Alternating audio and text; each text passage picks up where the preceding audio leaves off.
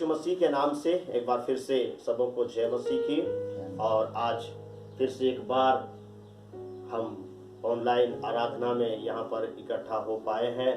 सो प्रभु का हम धन्यवाद देते हैं। और लगातार हम लोग कोरोना की लड़ाई लड़ रहे हैं घरों में रह करके, और पुनः फिर से आज एक बार हम लोग संदेश की ओर जाएंगे। और मैं आशा करता हूँ कि आप लोग सारे लोग सब परिवार कुशल मंगल होंगे, और निश्चय परमेश्वर इस वचन से आप सबों को आशीष देगा। सो अभी जिस परिस्थिति से हम लोग जूझ रहे हैं, कई प्रकार के सवाल, कई प्रकार के क्वेश्चन, कई प्रकार की बातें मनों में उभर करके आ रही हैं, लेकिन परमेश्वर के वचन और रोमियो की पत्री 8 अध्याय उसके 28 पद में हम लोग जानते हैं, वहां पर लिखा है कि जो परमेश्वर से प्रेम करते हैं उनके लिए सारी बातें मिलकर भलाई को उत्पन्न करती है। और ये परिस्थिति जो है हमारे लिए, हमारे लोगों के लिए निश्चय भलाई का कारण होगी। और वचन में ये भी लिखा है कि जो कल्पनाएं मैं तुम्हारे विषय में करता हूँ वो तुम्हारी हानि के लिए नहीं बल्कि तुम्हारे लाभ के लिए होंगी। सो इस परिस्थिति से भी परमेश्वर हमें कुछ सिखाना चाहता है, कुछ हमें बतलाना चाहता है, और हमें परमेश्वर के इच्छा को, परमेश्वर के मर्जी को जानने और समझने की जरूरत है। और परमेश्वर ने इस सप्ताह के लिए जब मुझे वचन दिया, जब मैं इस परिस्थिति के विषय में प्रार्थना कर रहा था कि प्रभु आप क्या सिखाना चाहते हैं, परमेश्वर मुझे योना नबी के घटना को स्मरण कराया। मैं उसको आपके लिए पढ़ना चाहता हूँ, उसके बाद में हम लोग आगे बढ़ेंगे। यहाँ पर लिखा है, यहोवा का यह वचन अमित्तै के पुत्र योना के पास पहुंचा, उठकर उस बड़े नगर नीनवे को जा और उसके विरुद्ध प्रचार कर, क्योंकि उसकी बुराई मेरी दृष्टि में बढ़ गई है। परंतु योना यहोवा के सम्मुख से तर्शीश को भाग जाने के लिए उठा और याफा नगर को जाकर तर्शीश जाने वाला एक जहाज पाया और भाड़ा देकर उस पर चढ़ गया कि उनके साथ यहोवा के सम्मुख से तर्शीश को चला जाए। तब यहोवा ने समुद्र में एक प्रचंड आंधी चलाई और समुद्र में बड़ी आंधी उठी, यहाँ तक कि जहाज टूटने पर था। तब मलाह लोग डरकर अपने अपने देवता की दुहाई देने लगे और जहाज में जो व्यापार की सामग्री थी उसे समुद्र में फेंकने लगे कि जहाज हल्का हो जाए। परंतु योना जहाज के निचले भाग में उतरकर सो गया था और गहरी नींद में पड़ा हुआ था। तब मांझी उसके निकट आकर कहने लगे, तू भारी नींद में पड़ा हुआ क्या करता है? उठ, अपने देवता की दुहाई दे। संभव है कि ईश्वर हमारी चिंता करे और हमारा नाश न हो। प्रभु का हम धन्यवाद देते हैं। और यहाँ पर हम परमेश्वर की आज्ञा को हम देखते हैं जो उन्होंने योना नबी के साथ में किया। योना नबी को उन्होंने आज्ञा दिया कि तू क्या कर, नीनवे को जा और उसके विरुद्ध में क्या कर, प्रचार कर। लेकिन यहाँ पर हम देखते हैं कि वो नीनवे न जा करके तर्शीश जाने के लिए परमेश्वर की आज्ञा का उल्लंघन किया और वो चुपचाप परमेश्वर की मर्जी को ठुकरा करके अपनी मर्जी को पालन करने के लिए वो क्या किया, जहाज में सवार हो गया तर्शीश जाने के लिए। और वहां पर हम देखते हैं कि जैसे वो जहाज में चढ़ता है उसकी यात्रा शुरू होती है और हम देखते हैं कि भयंकर आंधी और तूफान जो है विकराल रूप से वहां पर आता है और उनके जीवनों को नाश करने का प्रयत्न करता है। परमेश्वर का हम धन्यवाद देते हैं। जब कभी हम परमेश्वर के आज्ञा से विमुख होते हैं, जब कभी हम उसकी आज्ञाओं को टालते हैं, वो हमारे जीवन से कुछ और चाहता है और हम कुछ और करते हैं, वैसे समयों में वो हमें सिखाने के लिए, वो हमें चेतावनी देने के लिए, हमें छड़ी लगाने के लिए कई बार हमारे जीवनों में वो विभिन्न परिस्थितियों को डालता है। हम परमेश्वर का धन्यवाद देते हैं। इस घटनाओं से मैं कुछ बातों को आपको बतलाना चाहता हूं जो परमेश्वर ने मुझे बतलाई है। यहां पर हम क्या देखते हैं कि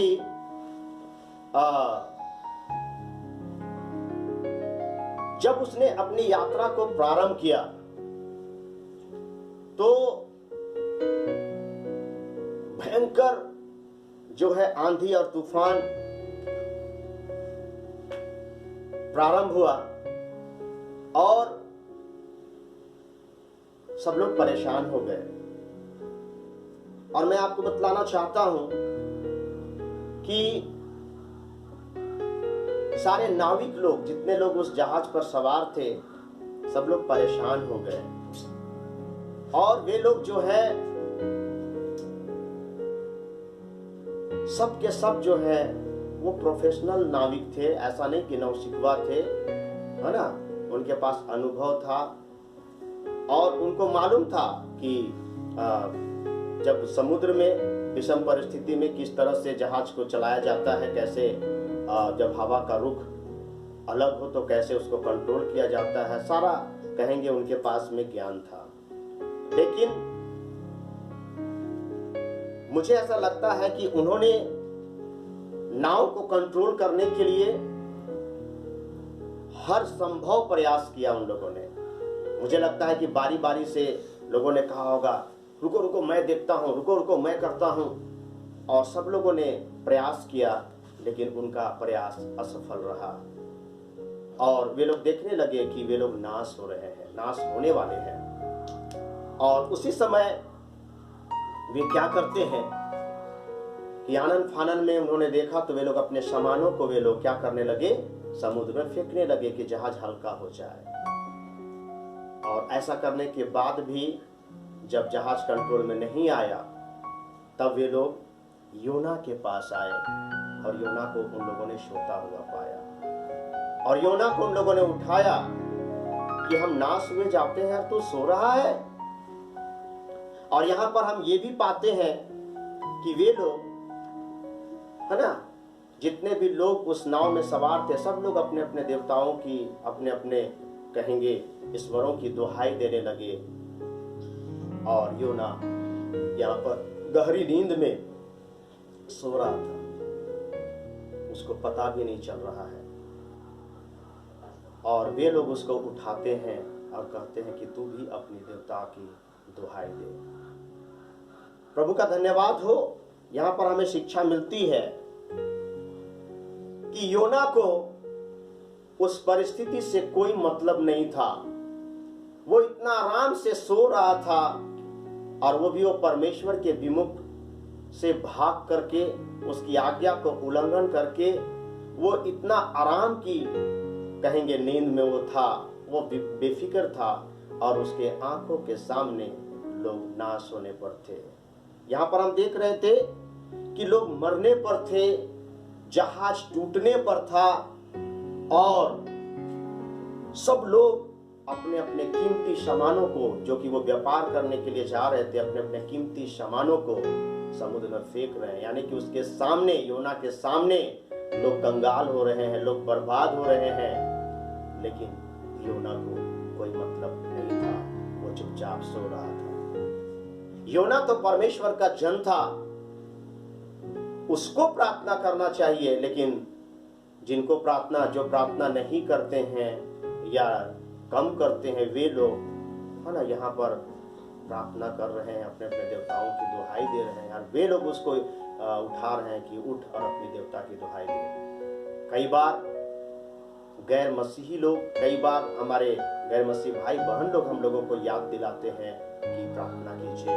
कई बार संगति के लिए, प्रार्थना के लिए, है ना, हमारे कहेंगे गैर मसीही भाई बहन लोग हम लोगों को स्मरण दिलाते हैं कि अरे अभी तो तुम्हें आराधनालय में होना चाहिए था, तुम बाजार में क्या कर रहे हो। प्रियो, वर्तमान में पूरे संसार में जो परिस्थिति है, लोग नाश होने पर है, लोगों की चिंताएं बहुत बढ़ी हुई है। लोग अपने अपने तरीके से उपाय कर रहे हैं इस विकट परिस्थिति से उबरने के लिए। इस प्रकार उस नाव में भी लोग नाश होने वाले थे। उन लोगों ने भी प्रयास किया कि हम कैसे करके हम अपने जीवन को और इस नाव को हम बचाएं। वो प्रयास कर रहे थे। आज भी लोग प्रयास कर रहे हैं। लोग बर्बाद हो जा रहे हैं, है ना, अंधविश्वास में और अन्य चीज़ों में हम देख रहे हैं कि अफवाहें जो हैं लोगों को नाश कर रही है, लेकिन कहीं योना के समान हम और आप भी सो तो नहीं रहे हैं। कहीं हमें भी, अरे हम तो सुरक्षित है ना अपने परिवार अपने बाल बच्चों के साथ में, कहीं ऐसा हमारा भी तो मन या हमारा भी तो सोच नहीं है। कहीं ना कहीं हम और आप भी परमेश्वर की इच्छा के विरुद्ध काम किए, उसकी आज्ञा को उल्लंघन किए। इसलिए जैसा परिस्थिति परमेश्वर ने उस नाव में उत्पन्न किया, आंधी और तूफान को आने के लिए सहमति दिया, उसी प्रकार कहीं ये विपत्ति, जैसे पिछले सप्ताह में बतला रहा था कि यहोवा का हाथ ऐसा छोटा नहीं हो गया कि वो उद्धार न कर सके, और उसका कान बहिरा नहीं हो गया कि वह हमारी पुकार को न सुन सके, परंतु हमारे अपराधों और हमारे पापों के कारण उसने अपने मुंह को हमसे और आपसे छिपा लिया है। क्यों परमेश्वर ने इतना बड़ा महामारी को आने के लिए सहमति दिया? क्यों इतना बड़ा प्रचंड आंधी और तूफान को इनके जीवन में आने के लिए परमेश्वर ने अनुमति दिया? हमें समझने की जरूरत है, हमें परमेश्वर से पूछने की जरूरत है। प्रभु का हम धन्यवाद देते हैं कि नाविक लोग, उन्होंने बहुत प्रयत्न किया अपने आप को बचाने के लिए, और उन्होंने योना को उठाया और उन्होंने कहा कि तू सोया हुआ है, उठ और प्रार्थना कर। प्रियो, आज हमें उठने की जरूरत है, आज हमें जागने की जरूरत है। इस लॉकडाउन में हम आइए जाग जाएं। हमारे आजू बाजू के लोग परेशान हैं, पूरा संसार के लोग परेशान हैं। हम योना के समान बेखबर ना हो। हम संसार में देख रहे हैं, हमारे आजू बाजू में देख रहे हैं, लोग बहुत तरह से प्रयास कर रहे हैं, लोगों को खाना मुहैया कर रहे हैं, राशन मुहैया कर रहे हैं। कई लोग आरोप और प्रत्यारोप करने में लगे हुए हैं।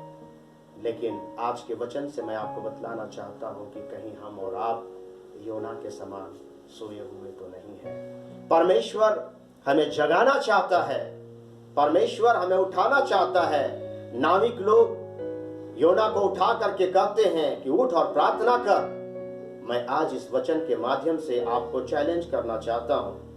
इस भीषण परिस्थिति में हम और आप क्या कर रहे हैं? ठीक है, हमारी उतनी सक्षमता नहीं है, हम लोगों को राशन मुहैया नहीं करा सकते हैं, हम लोगों को मास्क और सैनिटाइजर और जो प्रोटेक्शन किट है हम उपलब्ध नहीं करा सकते हैं। लेकिन क्या हम उनके लिए प्रार्थना कर सकते हैं?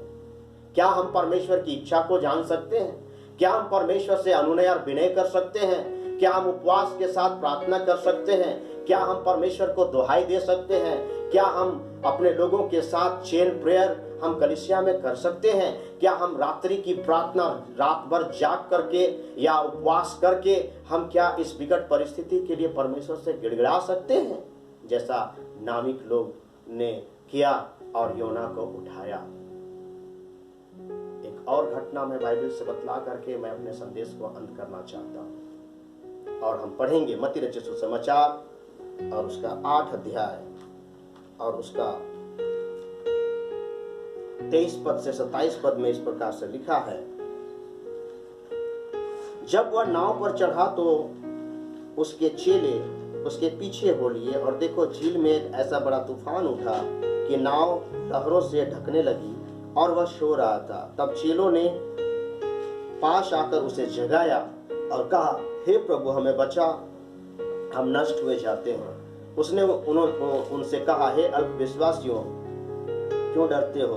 तब उन्होंने उठकर आंधी और पानी को डांटा और सब शांत हो गया, और वे अचंभा करके कहने लगे, यह कैसा मनुष्य है कि आंधी और पानी भी इसकी आज्ञा को मानते हैं। परमेश्वर का हम धन्यवाद देते हैं।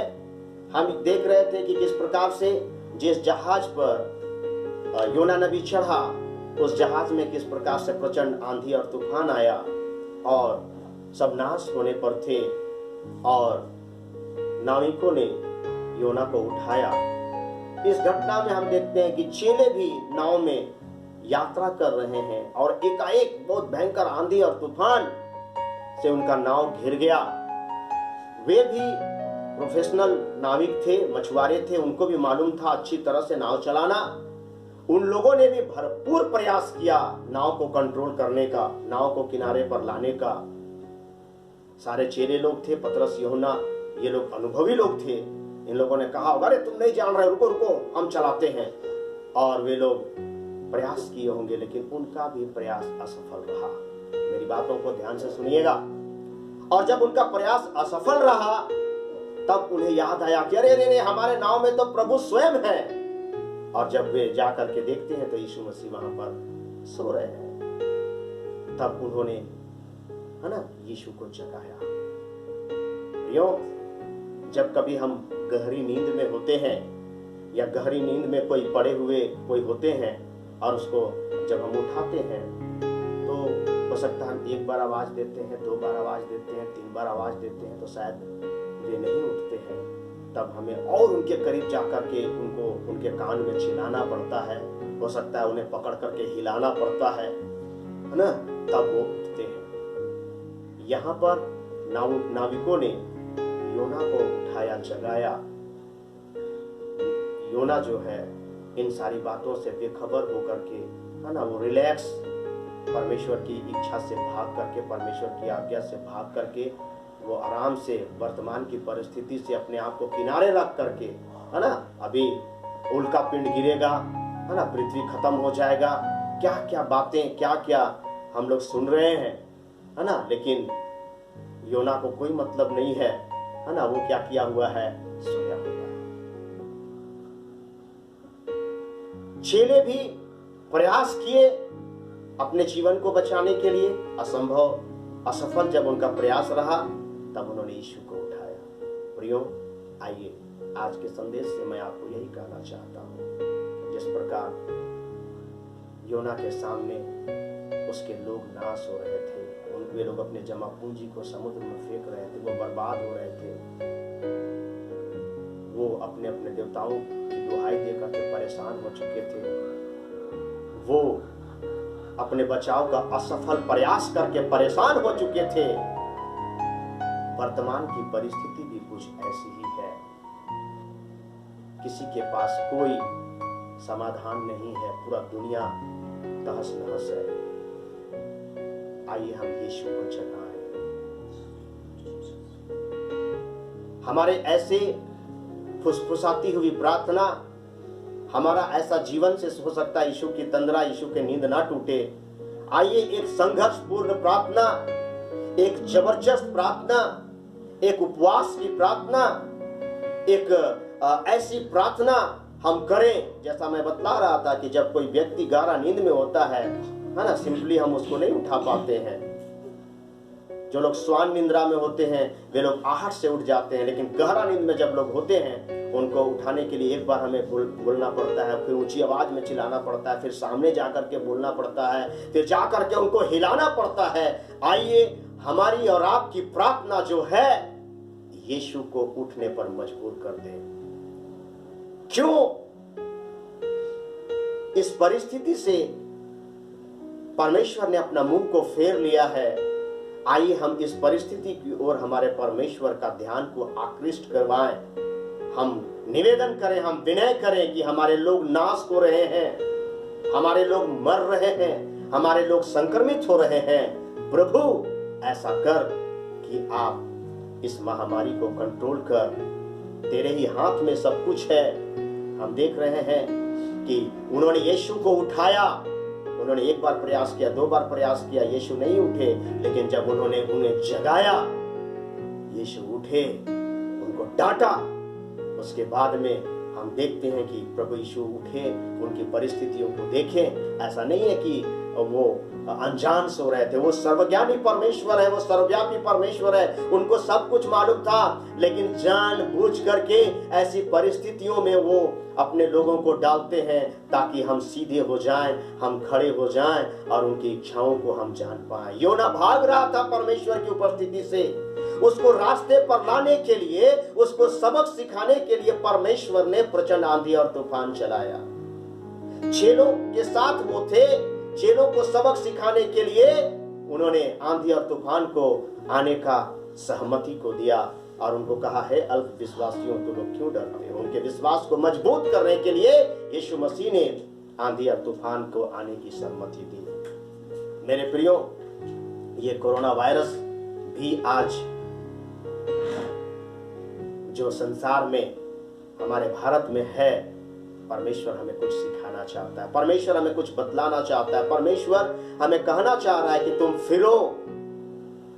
और उन्होंने यीशु को उठाया और हम क्या देखते हैं कि प्रभु यीशु मसीह उठे और उन्होंने आंधी और तूफान को डांटा और हम देखते हैं कि आंधी और तूफान शांत हो गया, आंधी और तूफान थम गया। और तब लोग अचंभा करके कहने लगे, अरे बाप रे बाप, ये कौन है जो आंधी और तूफान भी इसकी आज्ञा को मानते हैं और अचंभा करने लगे। परमेश्वर का धन्यवाद हो, परमेश्वर के हाथों में हर चीजों पर नियंत्रण है। मौसम, ब्रह्मांड, सारे ग्रह, उपग्रह और जितनी भी चीजें हैं, सब चीजों पर सर्वशक्तिमान परमेश्वर का नियंत्रण है। आइए मेरे प्रियो, हम यीशु को उठाएं, हम यीशु को उठाएं। यीशु हमें कुछ सिखाना चाह रहे हैं, हमें कुछ बतलाना चाह रहे हैं। वो चाहते हैं कि हम उसके और करीब आएं, उसको हम और पुकारें, उसको हम और गिड़गिड़ाएं। आइए हम उसको उठाने के लिए जो भी करना पड़े हम करें। हम उपवास के साथ बैठ जाएं, हम चैन प्रार्थना करना प्रारंभ कर दें, हम अपने जीवन को समर्पण करना शुरू कर दें। और हो सकता है अगर योना नबी के समान हम परमेश्वर की आज्ञा से भाग रहे थे, तो हम अपने जीवन को तौबा करें। बाइबल बतलाती है कि उसके पास पैसा था, वो पैसा दे करके और वो जहाज पर चढ़ा। आज हो सकता है हम अपने रुपये पर घमंड करते थे, हो सकता है हम अपने ऐश्वर्य पर, हम अपने सुंदरता पर, अपने जीविका पर हम घमंड करते थे। हम परमेश्वर को भूलते चले जा रहे थे। उसके कार्यों से हमें उतना लेना देना नहीं था। आत्माएं बच रही है, नहीं बच रही है, इन सारे चीज़ों से हमें लेना देना नहीं था। कलीसिया की क्या स्थिति है हमको कोई मतलब नहीं, वो तो पास्टर जानेगा और उसका काम है। संस्था क्या हो रहा है हमको कोई मतलब नहीं, मुझे तो अपने परिवार को, अपने आप को देखना है। हो सकता है हमारा जीवन योना के समान हो गया था, हो सकता है ऐसो आराम में, है ना, हम स्वार्थी जीवन में। उसके पास पैसा था, बाइबल बतलाती है उसके पास पैसा था, इसलिए वो परमेश्वर की इच्छा, निनवे नहीं जा करके वो तरसीस भागने लगा जहाज पर चढ़ करके, और तब परमेश्वर ने प्रचंड आंधी और तूफान चलाया। आइए, जब हम पश्चाताप करेंगे, जब हम परमेश्वर की ओर फिरेंगे, जब हम यीशु को उठाएंगे, वो आंधी और तूफान लग रहा था कि अब कुछ नहीं होगा, अब तो हम मर ही जाएंगे, अब कुछ भी हो, क्योंकि उन लोगों ने हर संभव प्रयास करके उन्होंने देखा था और उन लोगों ने सोचा कि अब तो कुछ नहीं हो सकता, अब तो हम लोग को मरना ही है, हम लोग का नाव अब टूट कर बिखर जाएगा, डूब जाएगा, हम लोग बच नहीं सकते हैं क्योंकि चारों तरफ से आंधी तूफान आ रहा है। हाय, अब हम लोग क्या करें। वो लोग सोचे थे कि सारा कोशिश खत्म हो गया, अब तो बचा ही नहीं जा सकता है। लेकिन उसी बीच यीशु उठते हैं, उसी बीच इनको पवित्र आत्मा अगुवाई देता है कि यीशु को उठाना चाहिए, और यीशु के पास ये लोग जाते हैं, है ना। सब चीज के तरफ से ध्यान हटा करके यीशु के तरफ वे लोग जाते हैं और उनको उठाते हैं, अपनी प्रार्थना से उनको जगाते हैं, उनकी तंद्रा को वे लोग अपनी भक्ति से उनकी तंद्रा को भंग करते हैं। यीशु को उठाने पर वे लोग कामयाब हो जाते हैं। तब हम देखते हैं यीशु उठते हैं और सारी परिस्थिति को वो डांटते हैं और सारा परिस्थिति सामान्य हो जाता है और उनका जीवन बचाया जाता है। आइए, आज हम और आप अपने अपने जीवन को प्रभु यीशु मसीह के हाथों में सौंपें और हम यीशु मसीह को उठाएं, अपनी परिस्थिति से यीशु को अवगत कराएं। ऐसा नहीं कि यीशु को मालूम नहीं है, उनको मालूम है, लेकिन जरूर वो हमें कुछ सिखाना चाहते हैं, बतलाना चाहते हैं, जरूर वो हमारे जीवन से कुछ चाहते हैं। परमेश्वर ने मनुष्य की सृष्टि इसलिए की थी कि मानव जाति उसकी महिमा करे। कहीं ना कहीं हो सकता है हम परमेश्वर की को महिमा ना दे करके या परमेश्वर को कम महिमा दे करके किसी अन्य चीज़ों को ज़्यादा महिमा दे रहे हैं। अपने नौकरी को, अपने बिजनेस को, अपने परिवार को, अपने गर्लफ्रेंड को, बॉयफ्रेंड को हम ज़्यादा वैल्यू दे रहे हैं। आइए हम योना के समान ना बने, निनवे ना जा करके तरसीस ना जाए। आइए हम परमेश्वर की इच्छा को समझें, यीशु को उठाएं अपनी प्रार्थनाओं से, अपने जीवन से, अपनी भक्ति से, अपनी महिमा से। याद रखिए, यीशु उठेगा। आंधी और तूफान जो वर्तमान परिस्थिति में हम लोगों को नाश करना चाह रहा है वो थम जाएगा, क्योंकि सारी सृष्टि पर परमेश्वर का नियंत्रण है। आइए हम यीशु को उठाने के लिए अपने जीवन को परमेश्वर के हाथों में सौंपें। निश्चय परमेश्वर हमें आशीष देगा। आइए हम प्रार्थना करें। परमेश्वर, इन वचनों के